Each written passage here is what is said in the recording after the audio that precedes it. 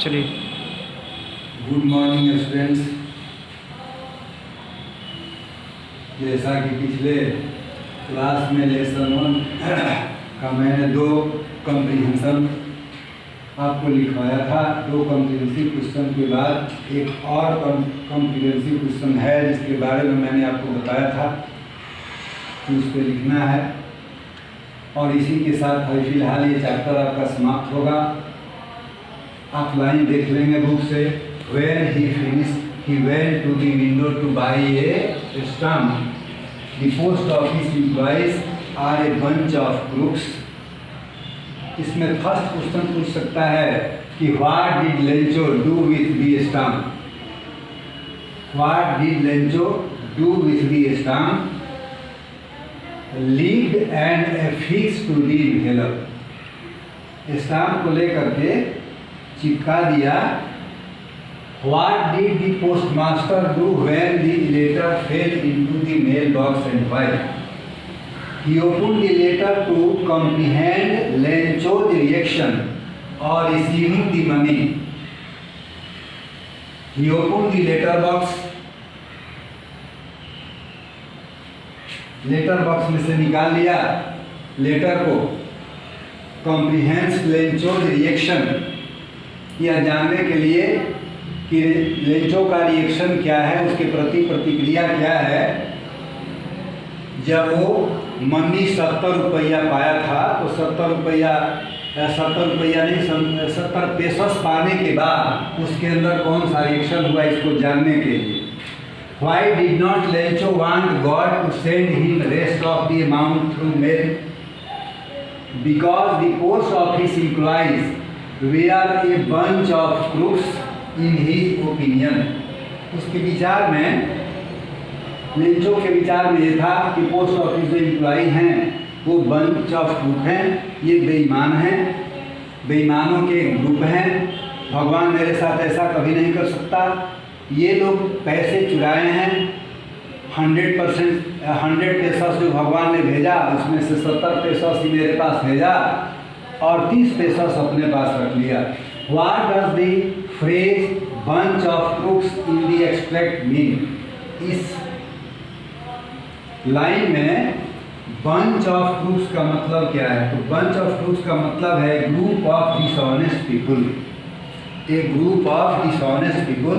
इसी के साथ आपका ये लेसन 1 समाप्त हुआ। अब हम चल रहे हैं poem number 1 dust of snow की तरफ। इसमें 2-4 मीनिंग है, जैसे डस्ट मीन्स धूल, स्नो मीन्स बर्फ, हेमलॉक मीन्स धतूरे का पौधा, रीड मीन्स होता है पछतावे में खोना, सूक डाउन शब्द है, सूक डाउन का अर्थ होगा झाड़ना। तो सबसे पहले एक बार रीड करते हैं इस पोएम को। The way a crow shook down on me, the dust of snow from a hemlock tree, has given my heart a change of mood and saved some part of a day I had lived. बहुत छोटा सा poem है लेकिन इसका अर्थ बहुत गंभीर है। Robert Frost इसका पोएट है।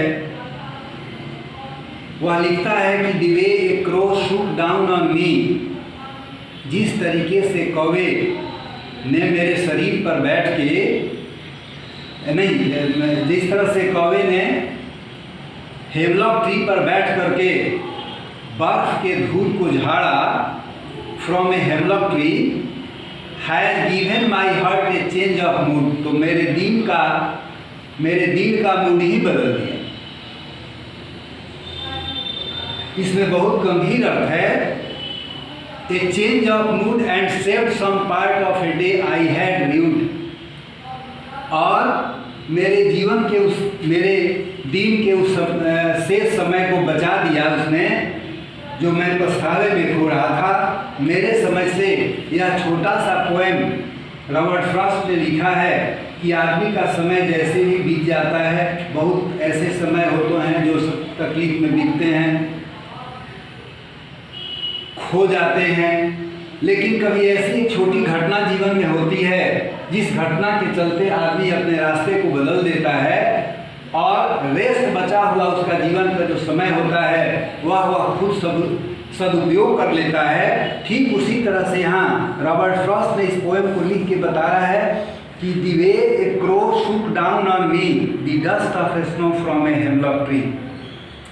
हेमलॉक ट्री धतूरे के पेड़ पर बैठ करके और स्नो के डस्ट को उसके शरीर पर उड़ेलता है।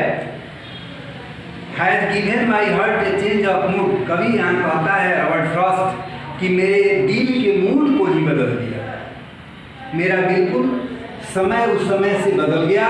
And saved some part of a day, और बचे हुए उस दिन के जो मेरे समय थे उस समय को उसने बचा लिया। आई हैड ड्यूड, जो मैं पछतावे में खोया था। यहाँ उसका मतलब ये है कि अभी तक उसका समय जैसे भी बीता हो, कष्ट से बीता हो, उसने अपना समय व्यर्थ किया हो, लेकिन रेस्ट समय के बारे में कहता है कि एक छोटी सी घटना उसके मूड को बदल दिया और उसको लगा कि जो बचा हुआ मेरा समय है इसको मैं अच्छे तरीके से यूज कर पाऊंगा। इस कविता का सारांश यही है। अगले क्लास में हम आपको इसका क्वेश्चन आंसर लिखवाएंगे। अभी आप जो फर्स्ट लेसन का कॉम्प्रिहेंसिव क्वेश्चन था इसको लिख लेंगे, फर्स्ट लेसन के क्वेश्चन को आप तैयार करेंगे। सेकंड लेसन के पोएम के बारे में सेकंड में मैंने फर्स्ट जो पोएम डस्ट ऑफ स्नो के बारे में बताया है इसको आप देखेंगे, पढ़ेंगे और इसके क्वेश्चन आंसर को अगले क्लास में करवाएंगे। फिर साथ ही फायर एंड आइस जो सेकंड पोएम है उसको हम पढ़ाएंगे। Thank you.